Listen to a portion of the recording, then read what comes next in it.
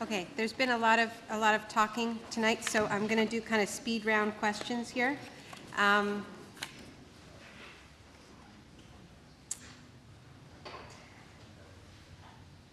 The first question: the war in Iraq may in fact have brought conditions for effective democracy in Iraq. Do I understand you correctly? I'm saying that democracy could come to Iraq despite the best efforts of the Bush administration because of the incredible courage of the Iraqi people in demanding democracy. And we shouldn't be afraid of saying that something positive could happen in Iraq just because we're afraid of being proven wrong or having our anti-war egos hurt. You know, our goal must not be just simply to watch Bush fail. It has to be for the Iraqi people to win. We cannot be so afraid of looking like something positive could come of the war that we don't actually join with the Iraqis and fight for their freedom and democracy. I hope I've made it clear. If democracy does come to Iraq, it really will be despite their best efforts. Now, when is your film coming out?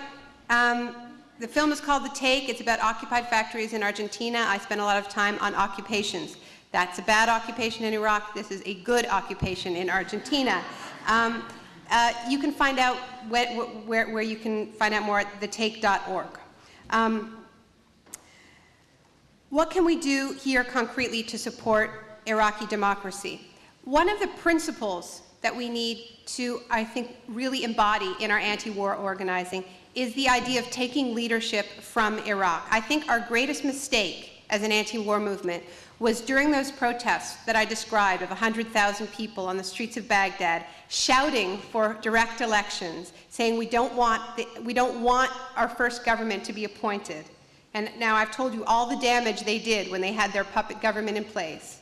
Why didn't we mirror those protests here? You know, we tend to have our protests when we want to have them, you know, on anniversaries and things like that, which can be very good, but we also need to be able to organize quickly and respond when clear demands like that are coming out of Iraq. So you know, we need to be able to respond when Fallujah is under siege, but we also need to be able to respond in a situation like we're in right now, where Iraqis have made their desires for withdrawal very, very clear.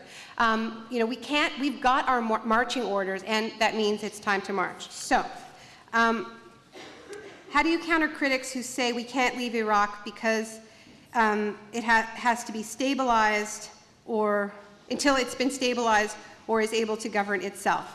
I'm going to read another question which is kind of related. I'll answer them both.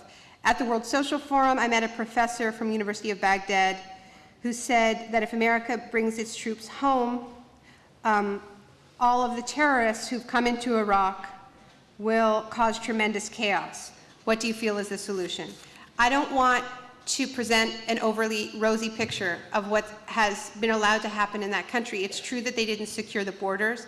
It's true that there are terrorists like Zarqawi who are doing things like what we saw in Iraq over the past 4 days, targeting Shia civilians as they pray on the holiest day of the calendar and slaughtering them, okay? The Iraqi resistance, that is a nationalist resistance, has roundly condemned these attacks. Yet, they are also saying that they want Americans to leave. We do a lot of hand-wringing in this country and in the West, sort of waiting for when we think it's safe, when we think it's okay. I really do believe that having a majority of Iraqis clearly saying through various means, not just armed resistance by any means, but democratic resistance at the polls, voting for parties saying, we want you out, we can control the country, we actually have a duty to listen to them and not pass some litmus test that we decide when they're ready for their democracy or for their sovereignty, because then we're just replicating these same patterns. That said, you know, we hear again and again about Iraqi security forces needing to be ready to take over. And it really is a problem that Iraq's security forces are also being slaughtered in Iraq. It's not that, once again, the lack of training is not the problem. The occupation is the problem. The reason Iraqi soldiers and police are being targeted for attack is because they are an extension of the US occupation. They are the literal human shields of the occupation. They're put when U.S. soldiers decide they can't raid a mosque in Baghdad, they send in the Iraqi forces to do it for them. They put them into the most vulnerable situations. And when we hear about how they're not trained, they're not performing well, often what that means is that they're staging a mutiny because they will not carry orders that require them to wage war on their own people. The best way to strengthen Iraqi security forces is to de-link it from the occupation, because that's their greatest liability. So don't buy this idea that they're strengthening the Iraqi police and soldiers. They are getting them slaughtered. They're not helping anyone.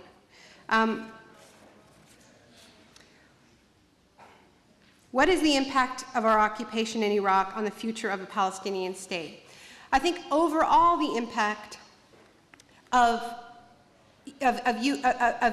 American preemptive wars and occupation is it obviously legitimizes preemptive wars and occupation, and nowhere more so than in Palestine. And we've seen this very, very directly with Sharon just immediately responding, not just to this war, but also the war in Afghanistan, as if he has an absolute free rein.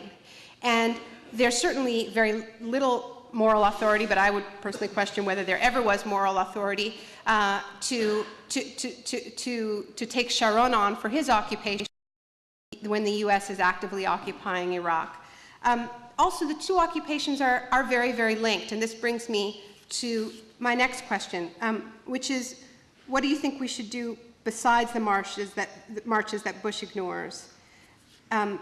Many of us are demoralized. Well, what I've tried to, I think that Tom has given us some very, very concrete actions that we can take.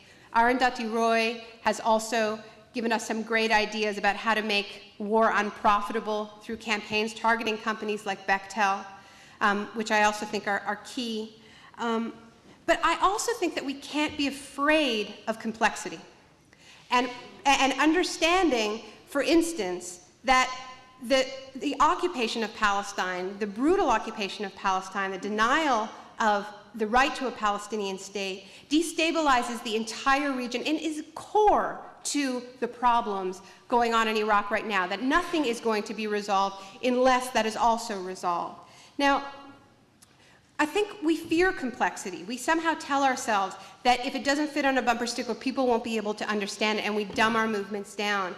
I think that's a huge mistake. What I've tried to do here tonight is tell our own story, tell a counter story, to do battle with the story that we're being told over and over again on the news, and provide a series of demands which understands how democracy actually works, and learns from how past liberation movements in South Africa, in Argentina, and Chile, where people have fought for their liberation only to find that the deals that were made in the back rooms in the transition period shackled them and meant that they had the vote, but they didn't have the tools to actually run their country to this day.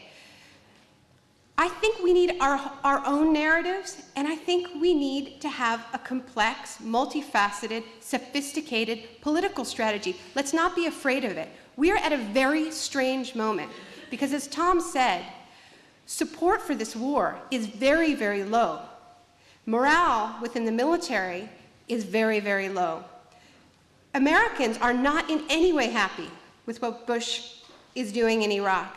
But at the same time, as support for the war drops, so do the numbers of people turning out to our marches. So the lack of support for the war in Iraq has in no way translated into support for an anti-war movement. And I think part of that is actually a very moral impulse that we hear from people in this country, which is this sort of twisted Pottery Barn rule. We broke it, we bought it, we can't leave now, we're against the war, but we can't just walk away.